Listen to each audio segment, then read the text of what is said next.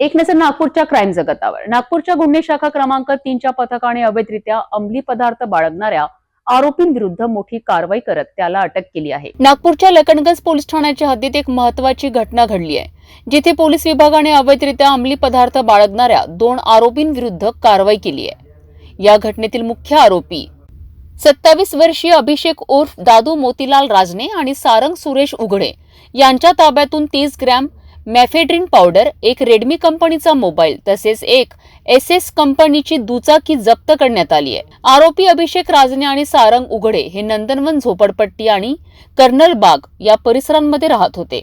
हे दोघेही अवैधपणे अंमली पदार्थ बाळगून नागपूरच्या विविध भागात हे माल विकत होते. पोलीस निरीक्षकांची माहिती असताना हे आरोपी जुना बगडगंज हरीश किराणा स्टोअरच्या समोर रोडवर एकत्र आले होते.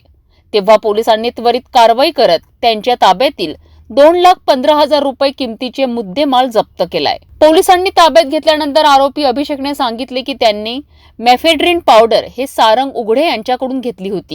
या प्रकरणात सारंग उघडे फरार असून त्याचा शोध पोलिसांनी सुरू ठेवला आहे. नागपूर शहरातील या प्रकारच्या तपासामुळे अवैधरित्या अंमली पदार्थांच्या विक्रीला रोखण्यासाठी पोलीस विभागाची आणखी कडक कारवाई सुरू राहील.